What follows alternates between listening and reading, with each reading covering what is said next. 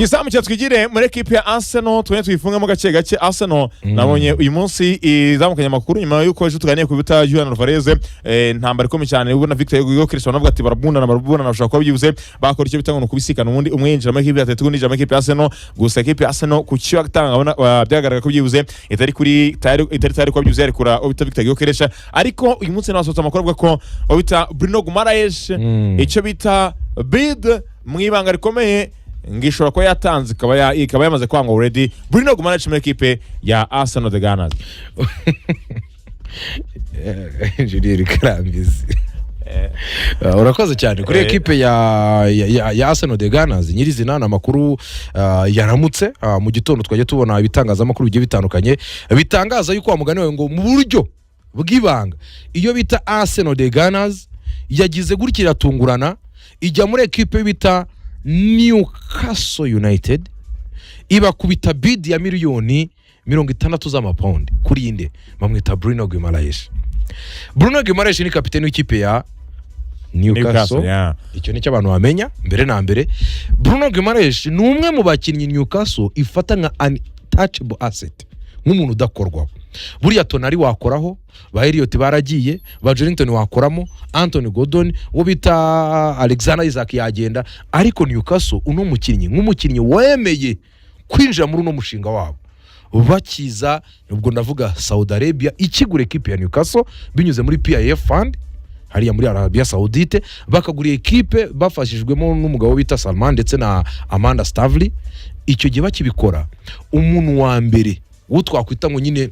watarayifuzwaga nani ma equipe wizereye mu bintu byabo ni Bruno Guimaraes wari muri equipe ya Rio akatira equipe ya Real Madrid akatira equipe ya Arsenal. Akihagera rero nabo bahise bamufata nyine nk'ikirezi cyabo ahubwo tuno mugabo bijyanye n'indangagaciro atweretse bijyanye n'uburyo yageze ahangaha akamara akambura igitambaro bita Jamal Lascelles akabasha kuba yafata ubuyobozi. Reka natwe tumugwe nkuko za Liverpool zagumye kuri ba Gerrard ibiragano bigahinduka ariko bakamwubakira kubera iki indangagaciro iyo tradition yo kuba ari umukinnyi nyine wumva umufana w'umujodies umufana wa Newcastle niko babita ba Jodies uwo muntu reka tukumubone so bakavuga ati ariko no mu gihe yatekerezwa ko yagurishwa buriyo bita Bruno Guimaraes asenera amasezerano n'ikipe ya Newcastle United nuko ngo mu mwaka we wa mbere equipe ya Newcastle iyo hari equipe imwifuza sezo yakurikiyeho bagomba kumugura byuze miliyoni 80 ariko mu myaka byibuze igera kuri 3 amaze muri equipe ya Newcastle akiri umukinnyi ku rwego rwiza release clause zaba ari miliyoni 120 ikintu cyari gihari barabiganira. So equipe ya Newcastle ugiye kubara iyo myaka muri iyo myaka 3 bari bihaye igihe cyari release clause cyagize gute cyari expiring bivuze ko negotiation nicyo gikurikira muri equipe ya Newcastle. So Arsenal aya ma equipe abantu batajya babyitiranya iyo City koze ikintu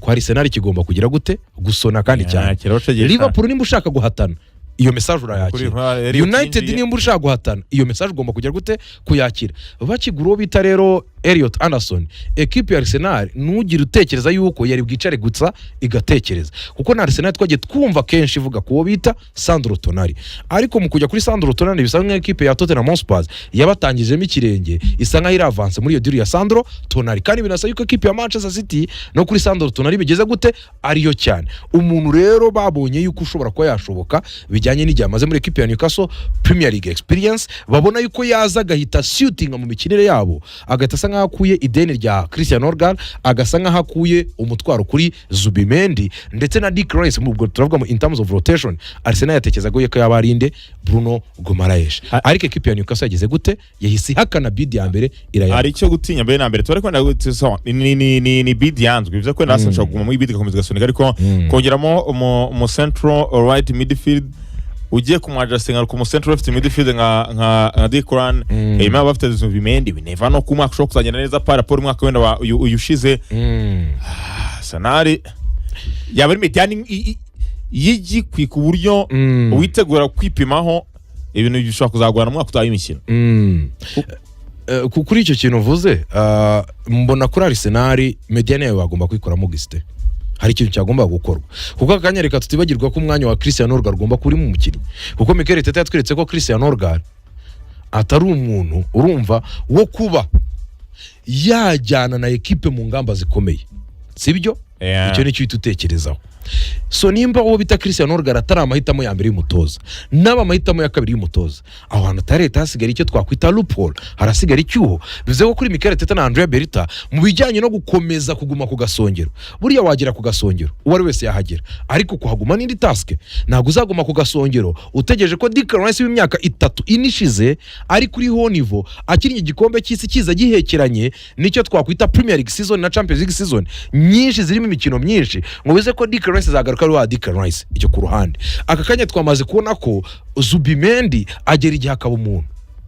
agera igihe akajya muri meforme none next season ushobora kwibasirwa n'ibijyanye n'iki n'ibibazo by'imvune so Arsenal muri equipe yifuza kuyigaragaza kuri Mikel Arteta ufite amasomo yakuye kuri Pep Guardiola nk'umwarimu we yabonye yuko squad ngari yagutwara iki gikombe this season Arsenal nubwo tubivuga tukabica ku ruhande ariko mu bimwe mu bintu byafashe equipe ya Arsenal kugerageza kwitwara neza niyo squad depth bimwe mu byago equipe ya Manchester City ahantu yagiye igira utubazo tw'imvune yabuze umukinnyi nyawuza muri uwo mwanya agatanga umusada turikaza uwo bita Ruben Diaz ndetse na Joshua Gavidio bavunika hakaza umusore uvuye muri Watford Max Alain byabaye ibibazo so uwo bita Mikel Arteta aravuga ati nimba mfite Magaresh ndetse na Piero Hincapi nkagira Saliba na Mosquera nkagira Tima na Ben White nkagira Carafiori ndetse na Piero Hincapi cyangwa se Lewis Kelly gute muri mediane nagira nyine karite ziri balance muri ubwo buryo wowe kanyereka twibazo giste nyuma ya Zubimendi sibyo na Declan Rice who comes after nawe mu rwego rwa karite mu rwego rw'icyo turifatika sibyo byo kugira ngo basaba bagiramo ba Mikel Merino waza urumva Mikel Merino mediane byaranze uziko Mikel Merino akenshi yakinnye muri mediane he's a 0 point rero Mikel Merino mwiza wa Arsenal akakanya n'umufana wa Arsenal duhamagaye Mikel Merino akunda nuwatatse nuwagiye gutera imitwe imbere nuwamutabaye kuri match ya Leicester City ni Mikel Merino waje agatsinda Sunderland ni Mikel Merino waje agatsinda Wolverhampton ariko nuvuga kugifatika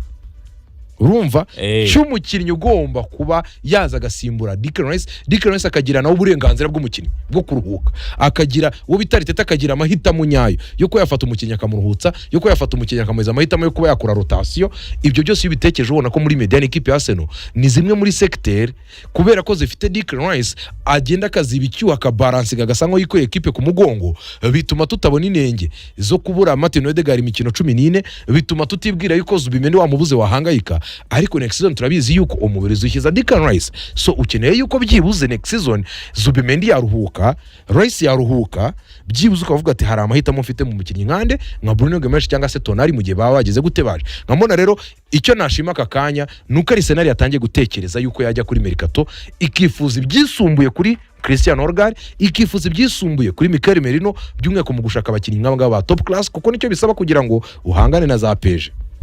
cyane ko imisarurwa ibya Bruno Guimaraes tunayifungira ngo cyane twigiye mu yo bita River Trading Limited ikintu bitikoresha muri River Trading Limited ni munange abataramu banjye kano kanya bari kiga ibintu bijyanye n'ubusuderi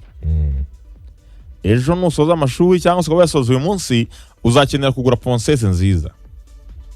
ponseze yatari cyuma cy'umuzungu uzakoresha imyaka n'imyaka uzakenera kugura ahantu uzajya wigura amadiske yo gukoresha muri ponseze yawe uzakenera icyo bita za baguette uzakenera inkweto y'akazi cyuma mbere hatari cyuma uzakenera ibintu byinshi ari n'akabandi bashiki bacu bari kwiga ibijyanye n'ubudozi ukeneye kubona imashini itaguhenze kandi nziza ya original muri company nziza nka River Trading Limited bagane cyane abari mu buhinzi twageze mu gihe cya sama yego bantu batuye bino bice bino za Muhazi za Hena za Hirya no hapanga mukeneye kuhira imyaka yanyu birasaba se ko umuntu agiye yikoresha kandi ngaze afata amazi mu gishanga cyangwa se mu mugezi ajye kuhira agaruka afate na koperative muragura imashini ifite ubushobozi bwo gukura amazi aha ngaha ikajyana muri metero 4 izo muri bazirahari abubatse abantu bari kumena za beto muri amasaha y'umugoroba ukeneye vibreze nziza igufasha kugira ngo sima yawe igire icyo bita ngo arukono mvuga ngo ngigomba kuba ngo yanyaye sima ukeneye vibreze yatari ngomba kuba yanyaye sima gana River Trading Limited bagwere icyo bita vibreze ariko ikinze cy'irutuni ryose buri munyarwanda agomba gukenera na amatara meza bita amatara meza ni muri River bayita River Red Bulb amatara meza cyane yaba ari ku mirasire yaba ari ku mashanyarazi asanzwe ya leg aya ni amatara abasha kujira icyo bita umuriro, apana kwa kundi ugura unite 5 ugasanga ukajya ngo we n'umuntu ashobora kuba yayitekeyeho, nibibaho. Aya ni amatara meza afite urumuri ruhagije washyira mu cyumba cy'abashyitsi, icy'abana. Nimba waraguza amatara, nimba waremeye gusirimuka ugashyira amatara mu nzu, kuki ushaka gutuma abana bigira ku bintu bimeze nk'udutadowa, jya muri River Trading Limited. Ibishishimuzo hamagaza 794 27058 cyangwa 788 38 6 cyangwa 788 735 ibintu bigenda neza cyane kabisa. Ariko kanabwira ko rero umunyarwanda mwiza n'umunyarwanda wizigamiye, iyo bita ejo heza kiga cya leta rero kirafasha kwizigamira kugira ngo ubuzima bugende neza cyane kabisa. Tukana kanyeri rero 506 urwego, ubundi ukugiza amabwiriza ku mafaranga make ukorera watangira kwizigamira kugira ngo ejo utazasaba uwo wimye muri rusange.